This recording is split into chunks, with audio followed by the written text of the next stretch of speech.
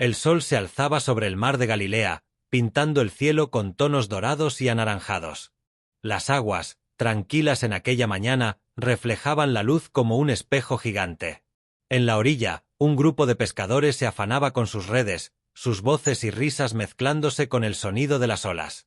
Entre ellos estaba Simón Pedro, un hombre de carácter fuerte y corazón inquieto, quien aquel día se sentía particularmente frustrado.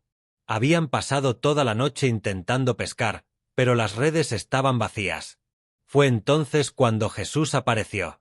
No lo hizo con fanfarria ni con llamadas de atención, sino con la serenidad de quien camina con propósito. Su presencia, sin embargo, era imposible de ignorar. Una calma extraña lo rodeaba, como si el tiempo mismo se ralentizara a su paso. Los pescadores lo reconocieron de inmediato. Ya habían oído hablar de aquel hombre, de sus enseñanzas y de los rumores que lo seguían, curaciones inexplicables, palabras que parecían venir de otro mundo. Jesús se acercó a Pedro y, con una mirada que parecía ver más allá de lo físico, le dijo: «Lleva tu barca a aguas profundas y echa las redes para pescar». Pedro, aunque escéptico, sintió algo en su interior que lo impulsó a obedecer. «Maestro», respondió, «hemos trabajado toda la noche y no hemos pescado nada. Pero, por tu palabra, lo haré». La barca se adentró en el mar, y las redes cayeron al agua. Lo que sucedió a continuación desafió toda lógica. Las redes, que minutos antes estaban vacías, se llenaron de peces hasta el punto de que casi se rompían. Pedro y sus compañeros, incrédulos, tuvieron que pedir ayuda a otra barca para recoger la pesca milagrosa. Ambos botes estaban tan llenos que comenzaron a hundirse. Pedro, temblando, cayó de rodillas ante Jesús. «Apártate de mí, Señor, porque soy un hombre pecador», dijo, abrumado por la majestuosidad de lo que acababa de presenciar. Pero Jesús, con una sonrisa tranquila, lo miró y respondió: «No temas, desde ahora serás pescador de hombres».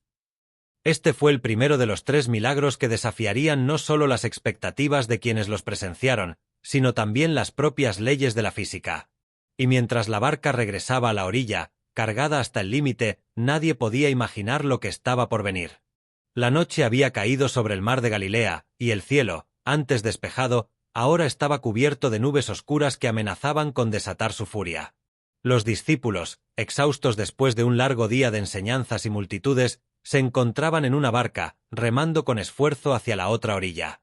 Jesús, sin embargo, se había quedado atrás, subiendo a un monte para orar en soledad. El viento comenzó a soplar con fuerza, y las olas, cada vez más altas, golpeaban la embarcación con violencia. Los discípulos, muchos de ellos experimentados pescadores, luchaban contra la tormenta, pero la barca parecía a merced del caos. El miedo se apoderó de ellos, y sus rostros reflejaban la desesperación. «¿Dónde está el maestro?», gritó uno de ellos, pero su voz se perdió en el rugido del viento. Fue entonces cuando lo vieron.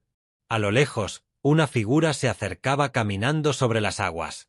Al principio, pensaron que era un fantasma, una ilusión creada por el miedo y la fatiga. Pero la figura se hizo más clara, y reconocieron a Jesús. Él avanzaba con paso firme, como si las olas furiosas y el viento embravecido no existieran. Las leyes de la gravedad, que dictaban que ningún hombre podía caminar sobre el agua, parecían haberse suspendido en su presencia. Pedro, impulsivo como siempre, gritó: «Señor, si eres tú, ordéname que vaya a ti sobre el agua». Jesús, con una voz que cortó el ruido de la tormenta, respondió: «Ven». Sin dudarlo, Pedro salió de la barca y comenzó a caminar hacia Jesús. Sus pies tocaban el agua como si fuera sólida, y por un momento, parecía que lo imposible se había vuelto posible. Pero entonces, el viento rugió con más fuerza, y Pedro, distraído por el miedo, comenzó a hundirse. «Señor, sálvame», gritó, extendiendo su mano hacia Jesús. En un instante, Jesús lo tomó de la mano y lo levantó. «Hombre de poca fe», le dijo con ternura, «¿por qué dudaste?». Juntos, regresaron a la barca, y en el momento en que Jesús subió a bordo, el viento cesó y las aguas se calmaron. Los discípulos, atónitos, se postraron ante él y exclamaron: «Verdaderamente, tú eres el Hijo de Dios». Este segundo milagro, donde Jesús desafió la gravedad y calmó la tormenta, dejó a todos los presentes con una pregunta inquietante: ¿quién era este hombre que incluso los elementos de la naturaleza obedecían? El sol brillaba en lo alto, y una multitud se había reunido en un lugar desierto para escuchar a Jesús. Miles de personas, hombres, mujeres y niños, habían seguido al Maestro hasta allí, atraídos por sus palabras y los rumores de sus milagros. Las horas pasaron, y el hambre comenzó a apoderarse de la gente. Los discípulos, preocupados, se acercaron a Jesús. «Este es un lugar apartado, y ya es tarde», le dijeron. «Despide a la multitud para que vayan a las aldeas y compren algo de comer». Jesús los miró con calma y respondió: «No es necesario que se vayan. Denles ustedes de comer». Los discípulos se miraron entre sí, confundidos. «¿Cómo vamos a alimentar a tanta gente?», preguntó Felipe. «Aquí no hay más que 5 panes y 2 peces». Jesús tomó los panes y los peces, levantó su mirada al cielo y dio gracias. Luego, partió los panes y los entregó a sus discípulos para que los distribuyeran. Lo que sucedió a continuación desafió toda comprensión humana. A medida que los discípulos repartían el alimento, éste no se acababa. Por el contrario, parecía multiplicarse en sus manos. Cada persona recibía lo suficiente para saciar su hambre, y aún sobraba. La multitud, que antes estaba inquieta por el hambre, ahora estaba asombrada y agradecida. Cuando todos hubieron comido, Jesús dijo a sus discípulos: «Recojan los pedazos que sobraron para que no se desperdicie nada». Y ellos llenaron 12 canastas con los restos. Este tercer milagro, donde Jesús desafió las leyes de la materia al multiplicar unos pocos panes y peces para alimentar a una multitud, dejó a todos los presentes con una sensación de asombro y reverencia. ¿Quién era este hombre que podía alterar la realidad misma? La noticia de los milagros de Jesús se extendió como el fuego en un campo seco. Las personas que habían presenciado la pesca milagrosa, el caminar sobre las aguas y la multiplicación de los panes y los peces no podían dejar de hablar de lo que habían visto. En cada aldea, en cada mercado, en cada reunión, el nombre de Jesús era pronunciado con una mezcla de asombro, reverencia y curiosidad. Para los discípulos, estos eventos no fueron solo demostraciones de poder, sino momentos que transformaron su comprensión de quién era Jesús. Pedro, en particular, no podía olvidar la sensación de caminar sobre el agua, ni el momento en que Jesús lo salvó de hundirse. Cada vez que recordaba aquella noche, su fe se fortalecía, pero también surgían preguntas profundas. «¿Quién es este, que hasta el viento y el mar le obedecen?», se preguntaba en silencio. La multitud, por su parte, comenzó a ver a Jesús no solo como un maestro o un sanador, sino como alguien que trascendía lo humano. Algunos lo llamaban profeta, otros lo consideraban un enviado de Dios, y unos pocos comenzaban a atreverse a pensar en él como el Mesías prometido. Sin embargo, también había quienes lo veían con recelo, temiendo que su influencia pudiera alterar el frágil equilibrio de poder en la región. En medio de todo esto, Jesús continuaba su camino con la misma serenidad de siempre. No buscaba la fama ni el reconocimiento, sino que se enfocaba en enseñar sobre el amor, la compasión y el reino de Dios. Sus milagros no eran espectáculos, sino señales que apuntaban a una realidad más profunda, que el reino de Dios estaba cerca y que Él era la puerta de entrada. Los milagros de Jesús no solo desafiaron las leyes de la física, sino que también pusieron en tela de juicio las expectativas y los corazones de quienes los presenciaron.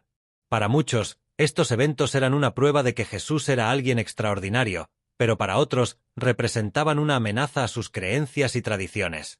Los líderes religiosos de la época, en particular, veían con recelo la creciente influencia de Jesús.